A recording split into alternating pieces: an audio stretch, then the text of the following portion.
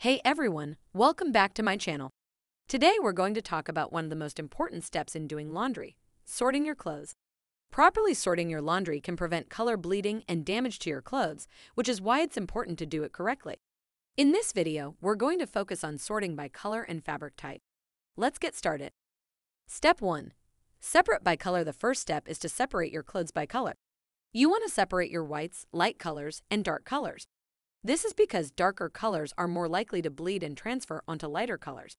It's also a good idea to separate clothes that are heavily soiled from those that are not, so you can adjust the wash cycle accordingly. Step 2. Separate by fabric type. The next step is to separate your clothes by fabric type.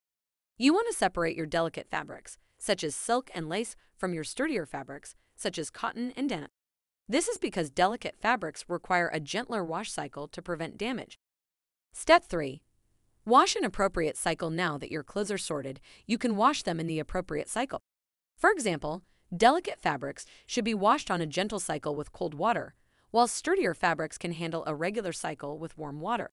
Always refer to the care labels on your clothes for guidance on the appropriate wash cycle. Step 4. Dry in appropriate setting. Once your clothes are washed, you want to dry them in the appropriate setting. Delicate fabrics should be air-dried or dried on a low-heat setting, while sturdier fabrics can handle a higher heat setting. Conclusion, and there you have it. Sorting your laundry by color and fabric type is a simple but important step in doing laundry. By following these steps, you can prevent color bleeding and damage to your clothes and keep them looking their best for longer. Thanks for watching, and don't forget to subscribe for more laundry tips and tutorials.